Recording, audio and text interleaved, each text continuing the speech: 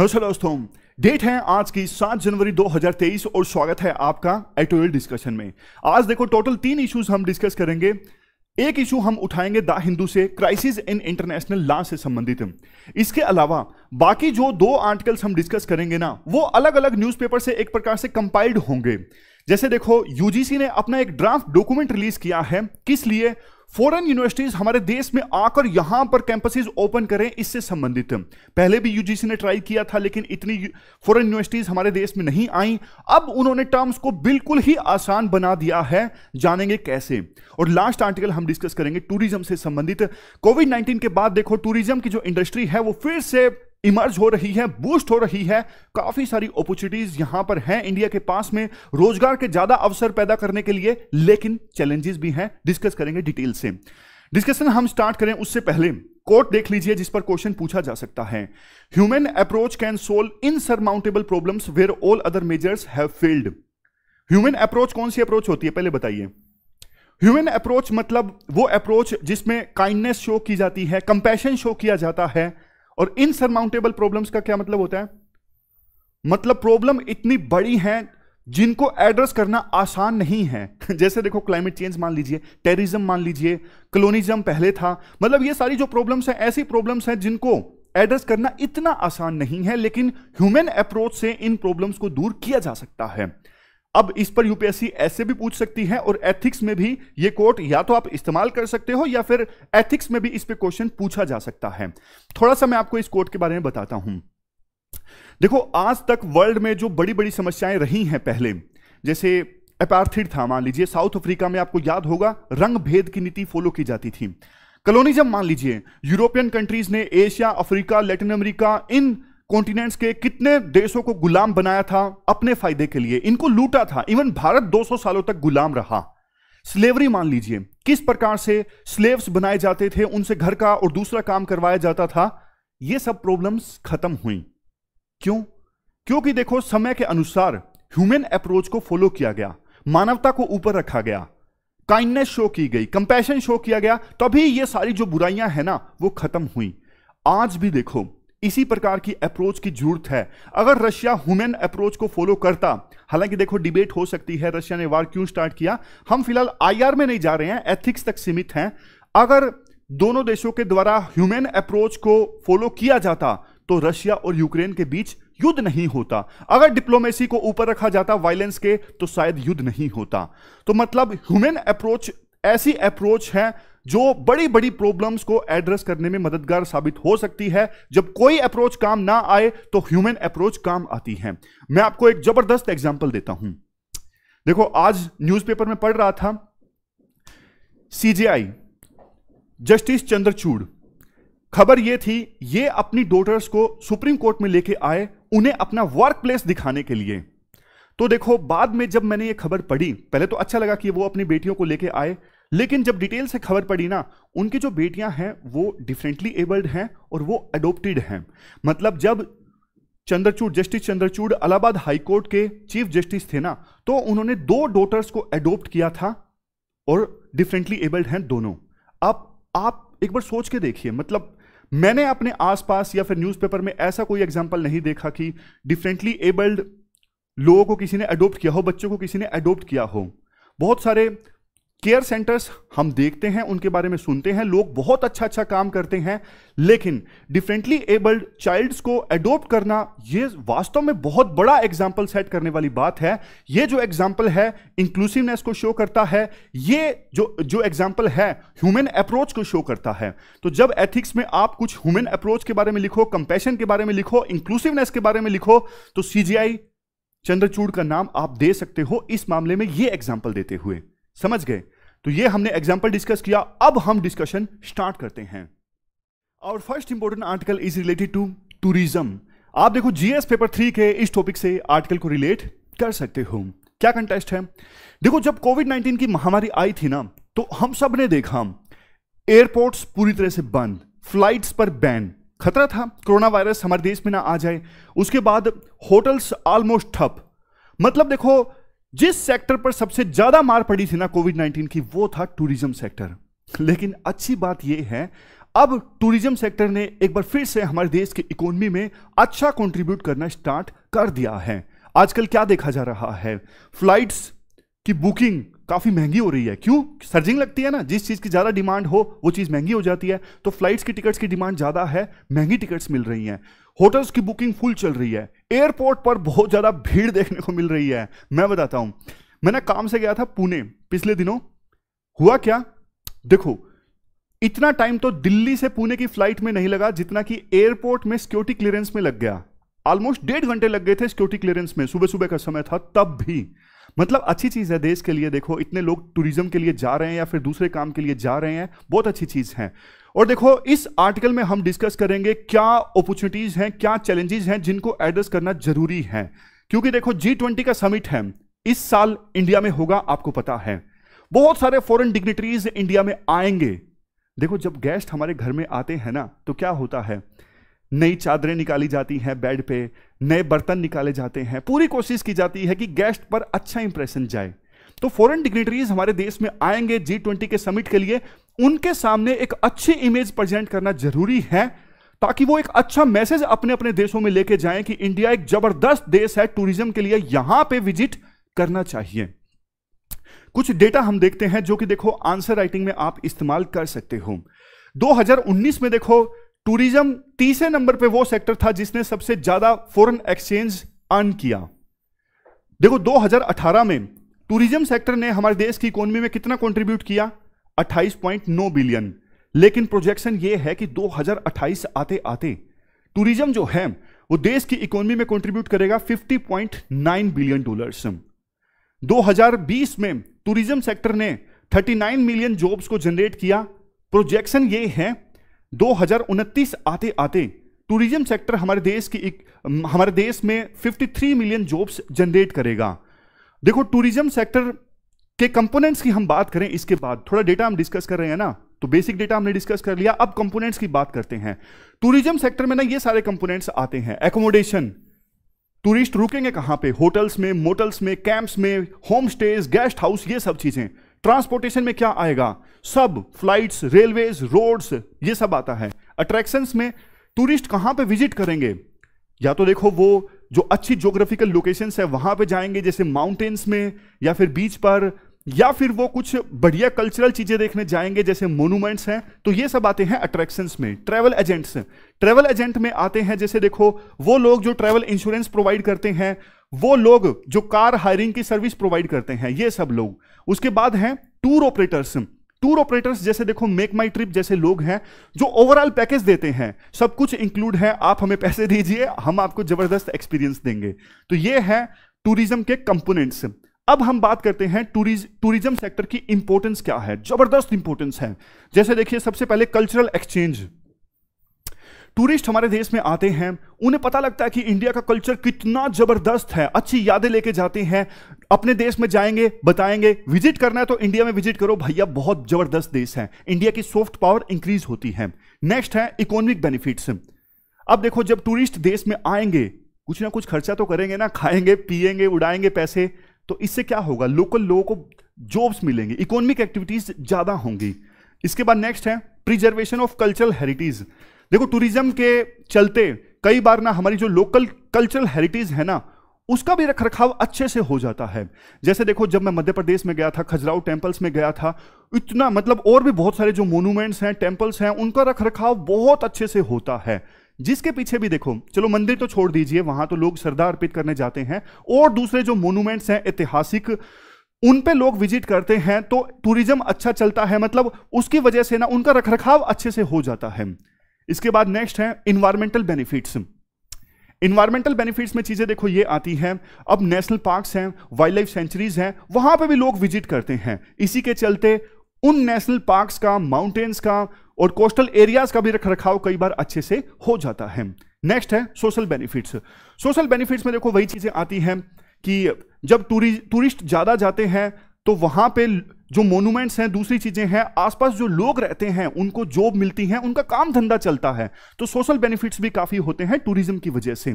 अब देखो, एक सेकंड रुकिए, थक गया। अब देखो हमारे देश में टूरिज्म को ज्यादा आगे ले जाने वाले ड्राइविंग फैक्टर्स क्या हैं? सबसे पहले तो देखो डाइवर्स अट्रैक्शन।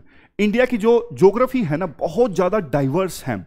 मतलब बहुत कम ऐसे देश हैं जहां पे देखो माउंटेन्स भी देखने को मिलेंगे, कोस्टल एरियाज भी अच्छे हैं, डेजर्ट्स भी देखने को मिलेंगे। ज्योग्राफी इंडिया की बहुत अच्छी है। नेक्स्ट, टूरिज्म के लिहाज से। उसके बाद next, robust demand. Medical tourism का बहुत स्कोप है। इंडिया में इलाज करवाना रिलेटिवली बहुत सस्ता है।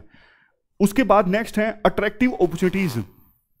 देखो हमारे देश में देखो डाइवर्स कितना है हमारा देश, इतने तरह का खाना हमारे देश में खाया जाता है, इतने तरह का कल्चर है, तो टूरिस्ट लोगों के लिए ना एक्सप्लोर करने के लिए बहुत ज्यादा है। सरकार भी इस चीज को समझती है, अच्छी पॉलिसी सपोर्ट सरकार प्रोवाइड करती है, बहुत सारी स्कीम सरकार ने चलाई हुई है, जैसे स्वदेश दर्शन है।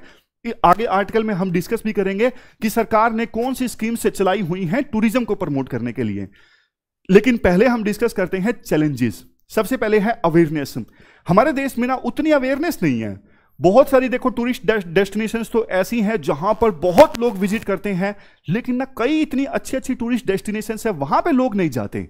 समझ रहे हो? तो जो ऐसी डेस्टिनेशंस हैं जिनका ऐतिहासिक महत्व काफी ज्यादा है, मतलब अगर अच्छे से प्रमोट किया जाए, वहां पे भी बहुत टूरिस्ट जाएं, उनको आइडेंटिफाई करने की जरूरत है, अवेयरनेस फैलाने की जरूरत है।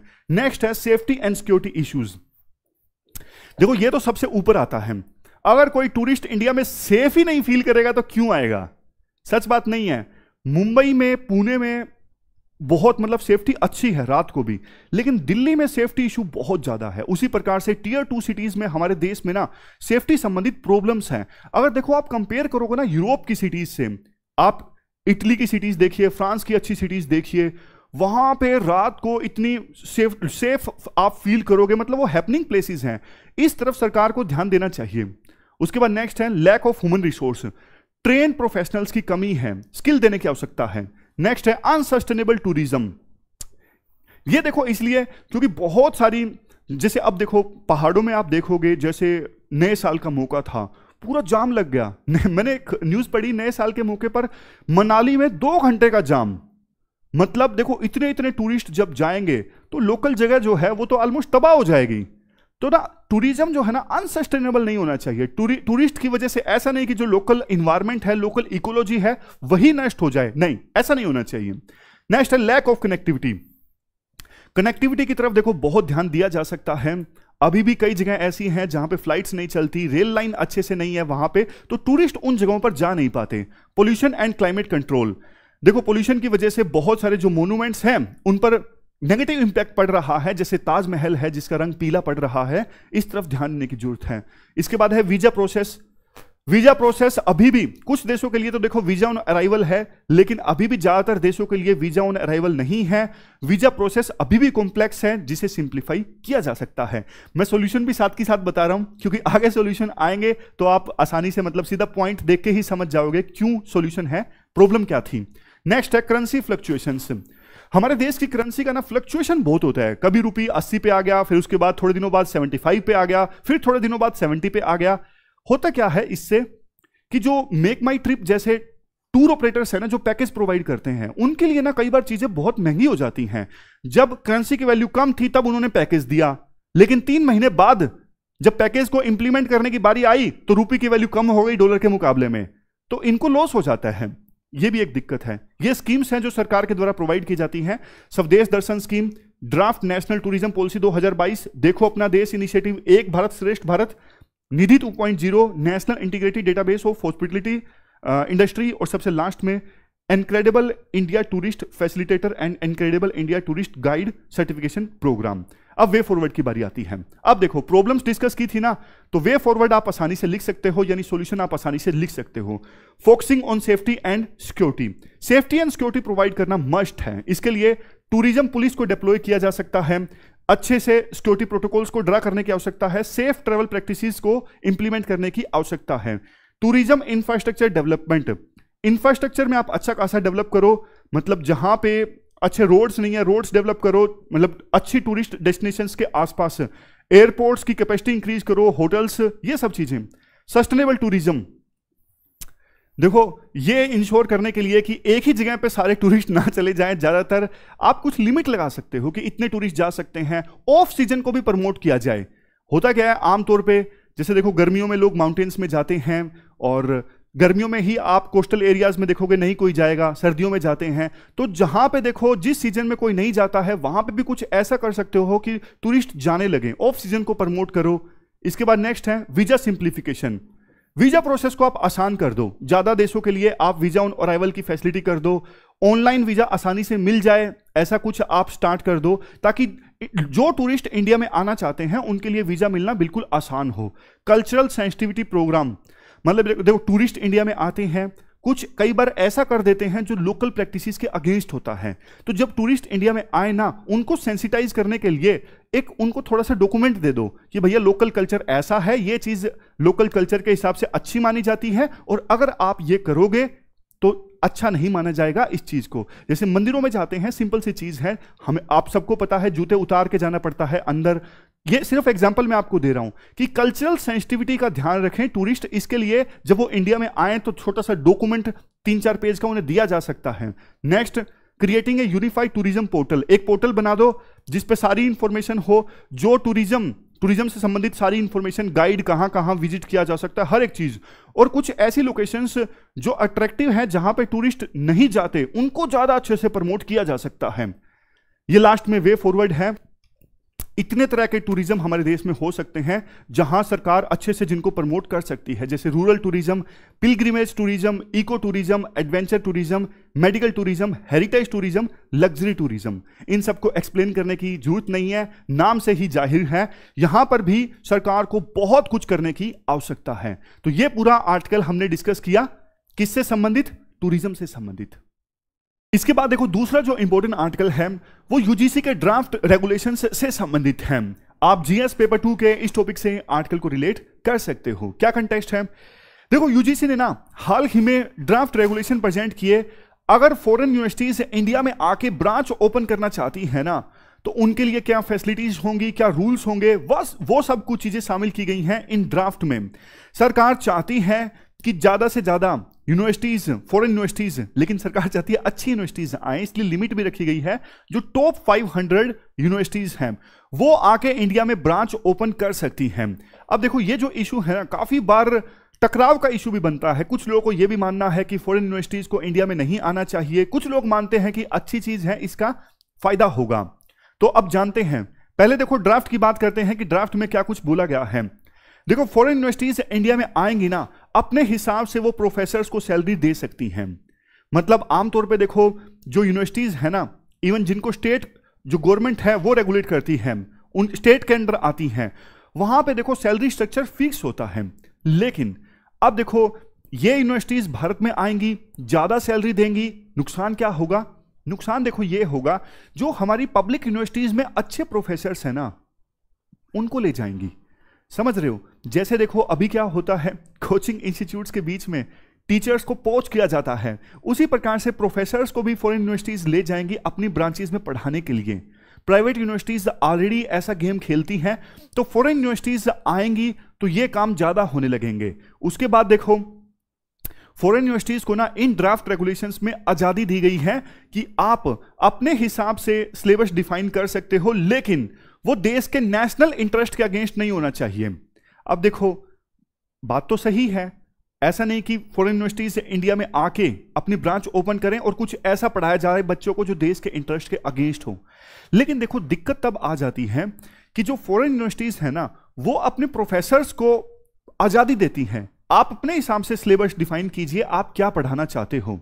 साइंस के सब्जेक्ट्स हैं, इंजीनियरिंग के सब्जेक्ट्स हैं, मेडिकल से संबंधित सब्जेक्ट्स हैं, इनमें दिक्कत नहीं आती। दिक्कत आती है जो सोशल साइंस से संबंधित सब्जेक्ट्स हैं। अब देखो कुछ चीजें ऐसी होती हैं जिन पे आपको भी पता है कंट्रोवर्सीज पैदा हो जाती हैं, जैसे लिबर्टी है, freedom of speech and expression है, मतलब कल्चर है। अब बहुत बार ना इन इश्यूज पे विवाद खड़ा हो सकता है, समझ रहे हो? ये चीज है। एक और चीज जो ड्राफ्ट रेगुलेशंस में जिसको लेके आजादी दी गई है वो ये है, फॉरेन ब्रांचेस वाले इंडिया, फॉरेन यूनिवर्सिटीज की ब्रांचेस इंडिया में स्टैब्लिश होंगी।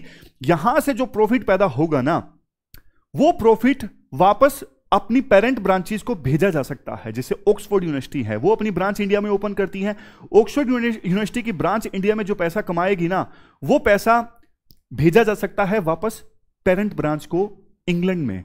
समझ रहे हो दिक्कत क्या है? दिक्कत ये है, देखो एजुकेशन हमारे देश में ना एक पब्लिक गुड वाली चीज है, नोबल चीज है, पैसा कमाने से संबंधित देखा नहीं जाता इस चीज को। लेकिन फॉरेन यूनिवर्सिटीज इंडिया में आएंगी, पैसा कमाने के लिए फीस बहुत ज्यादा रखेंगी, अपनी मर्जी से रखेंगी, और ज्यादातर जो स्टूडेंट्स हैं वो तो देखो वंचित रह जाएंगे ना इन यूनिवर्सिटीज में आने से। मतलब इंक्लूसिवनेस नहीं है, समझ रहे हो? तो ये चीजें हैं जिन पे कंसर्न्स हैं। देखो अब हम बात करें क्या आर्गुमेंट्स दिए जाते हैं कि फॉरेन यूनिवर्सिटीज को इंडिया में अलाउ करना चाहिए अपनी ब्रांचेस ओपन करने के लिए। देखो जब वो फॉरेन यूनिवर्सिटीज इंडिया में आके ब्रांच ओपन करेंगी तो देखो बहुत कुछ लोकल यूनिवर्सिटीज को भी सीखने को मिलेगा, पढ़ाने का तरीका, करिकुलम क्या है, मतलब अच्छे अच्छे वो इनोवेशंस लेके आएंगी, कंपटीशन भी ज्यादा पैदा होगा। तो ये सब जो चीजें हैं वो तो देखो फायदा पहुंचाने वाली हैं। इवन देश अभी पब्लिक इंस्टीट्यूशंस में, हायर एजुकेशन के जो इंस्टीट्यूशंस है ना, वहां पे एडमिशन लेना भी बहुत ही ज्यादा डिफिकल्ट है।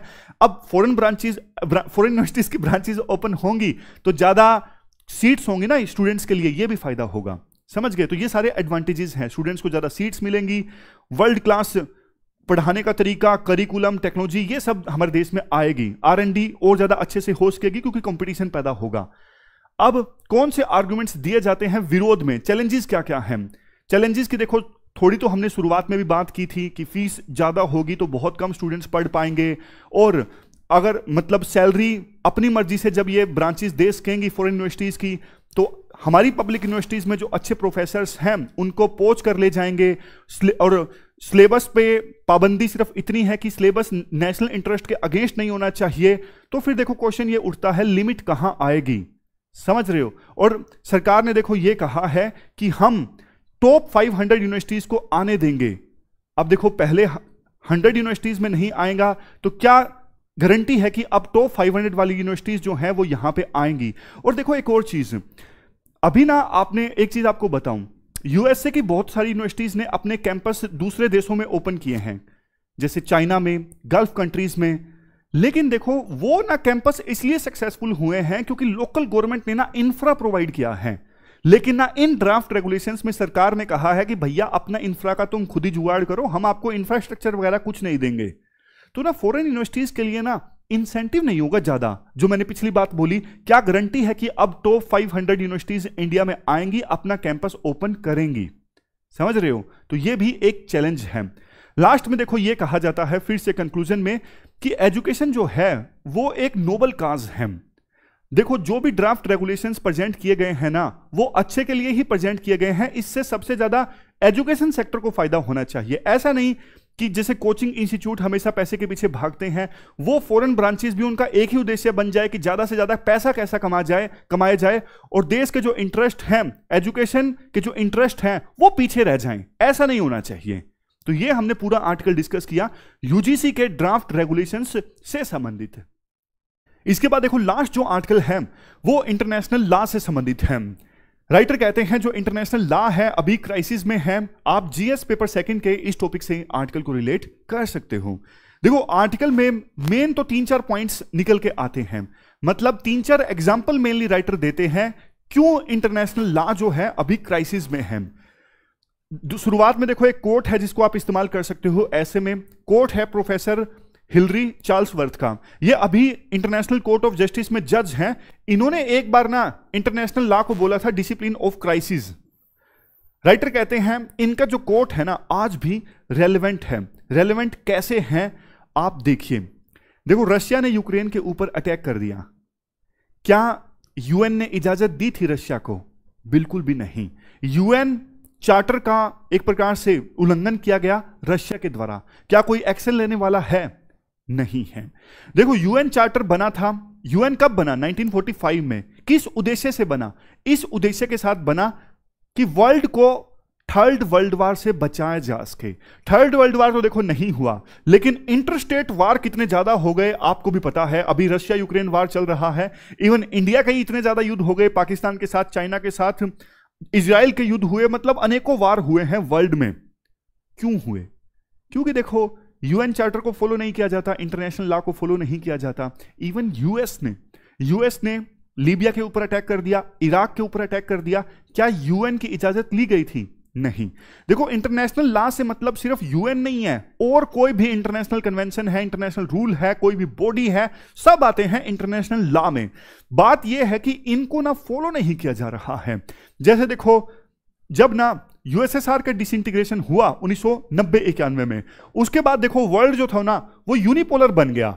यूनिपोलर मतलब यूएसए एकमात्र सुपर पावर बन गया यूएसएसआर के डिसइंटीग्रेशन के बाद। सी राजा मोहन कहते हैं कि उन 30 सालों में ना, जैसे 1990 से लेके 2000 से लेके कुछ साल मान लीजिए 2020 मान लीजिए, या फिर थोड़ा पहले, उन 20-25 सालों में ना रिलेटिव पीस थी, क्योंकि एकमात्र सुपर पावर था। लेकिन अब ना सिचुएशन काफी ज्यादा खराब होने लगी है वर्ल्ड में।